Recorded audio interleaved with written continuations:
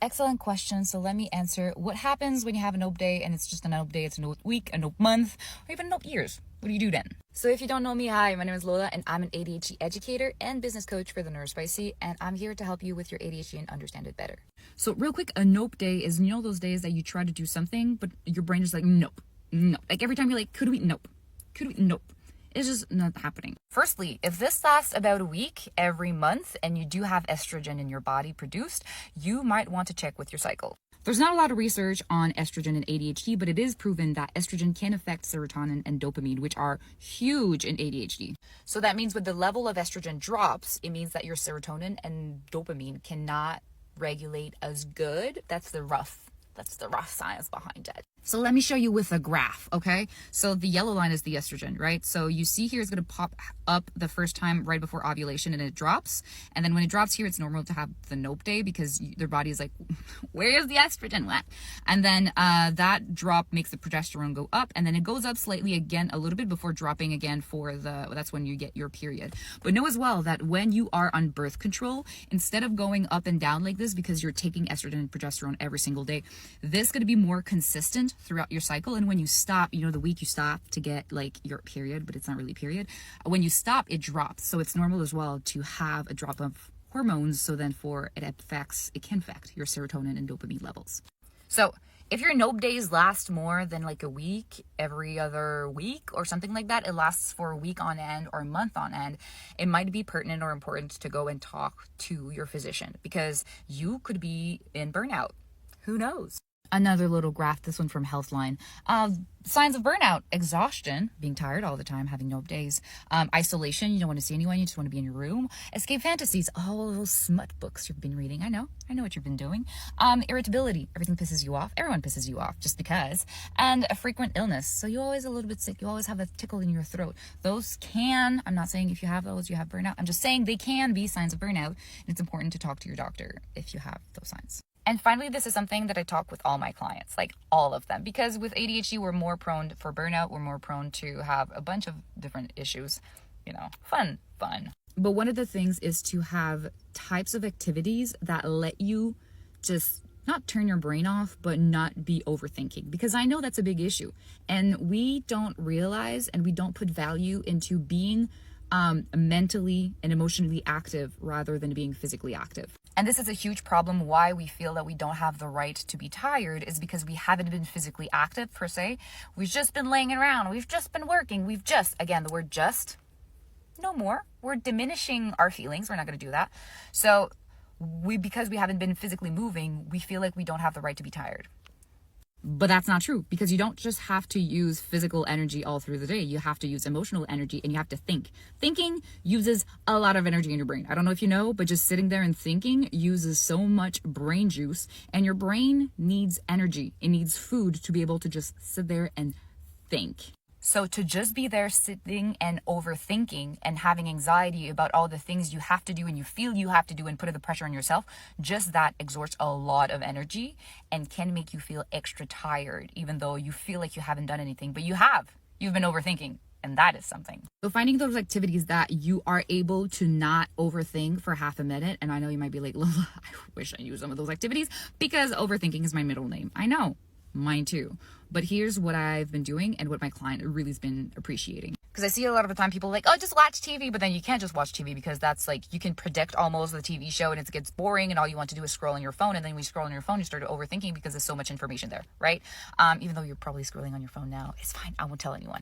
But what you can do is to control your attention. So yes, you're going to wander. Yes, your brain's going to go places, but control where it goes. So yes, you can watch TV, but then do some knitting. Do some crocheting, or that's the time to learn how to crochet. Get a little project. And again, don't just learn to crochet because that's boring as fuck.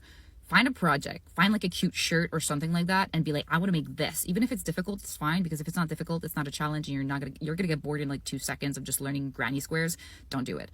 So do something like that, or do something creative, do doodling, drawing, coloring, whatever it is, but something that you don't necessarily have to think and you get to be a little bit creative. So it's like that muscle of just thinking about what you're doing and the TV show, and then you're taking all the space in your brain, and then there's nothing left to be able to overthink. I say that, and I know you're like, Lola, I'll find a way to overthink. I know. If there was an Olympics in overthinking, I would probably be representing Canada and have a gold medal. But nonetheless, I'm encouraging you to find creative activities to do on top of the traditional, like watch TV, listen to a podcast. So you're like, I try to do that, but my brain is still going. Of course, because your brain has the capacity to uphold more than just a TV show attention wise. So that's why instead of forcing yourself to do just one activity, embrace the multitasking. Watch the TV show, but then do a crossword puzzle or something like that, or do a drawing. Even though you say, I'm not creative, I don't fucking care. Everyone's creative. You just have to let yourself be creative, because creativity is a muscle. And if you don't practice it, it's not gonna get swole creativity wise. My ADHD pills are kicking in. I don't know if you can tell.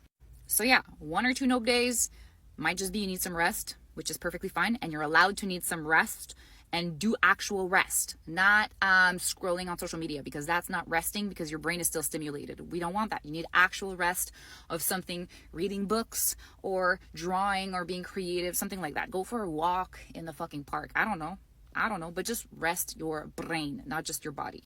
If it's a week, every month, or every couple months, depending on what your birth control, maybe look into your hormones. That might be a thing. And finally, if it's lasting for longer than a couple of weeks, or it's been a year, you might be in burnout. I'm in burnout right now. Believe it or not, I'm dealing with depression and burnout and ADHD and anxiety, and one of each, you know. But we have to find our tricks. We have to accept it. Accepting it is the first step into recovery and healing yourself. But talk to your doctor. That's what's really important. It's to go ahead and talk to your doctor. Another really good solution, and that's just me being me, is to have help of another person who has ADHD, who's been through all these things and who knows what you're going through, to be there to support you and to help you understand your brain. Because that's a huge thing with ADHD. It's like we feel like we're going crazy. We feel like it's not normal to feel this way, to be tired, to have those nope days where like, oh, I'm just broken, right? But to have another person who has ADHD and's been through it and be like, you know what? It's normal. It's completely normal. And here's why. I bet this is how you're feeling. And it's like, oh my God, how can you put words on everything I've been feeling? And I was never able to do that. That's what it's like to have an ADHD educator by your side. So there's always different resources of people that you can have in your corner. You could have a social worker, you could have a therapist, you could have a psychiatrist, you can have a bunch of people, your doctor. But if you want to add someone to that, or if you're not have access necessarily to the others, I'm always there to help and serve. I take new clients all the time to work with me, either punctually or to have like private coaching for like a long period of time, that we talk every week or every other week, and you get to text me whenever you want. That's available as well. So there's a link in my profile for private coaching if you want to apply for the long term. But if you just want to have like punctual calls with me to manage your ADHD symptoms better and to understand them and to create action plans that are specific for your needs and your problem, and it's just not generally like, have you taken notes? Have you used an agenda? What? No. The resources that we figure out is what works for you, what I've experienced myself, what my other clients have experienced. I use my skills of biomedical science to read the research and my experience as a 31-year-old female with ADHD combined to guide you throughout the best solution for you, all while just supporting you in your journey. So I'm not replacing a doctor or therapist or anything like that. I'm just another resources as a human that you can reach out to. So I just want to put that out there, because I love you, I trust you, and I support you, and I'm there for you, and I'm proud of you just for trying and just for being there. So if you have other questions, leave them in the comments, and I'm going to be there for you.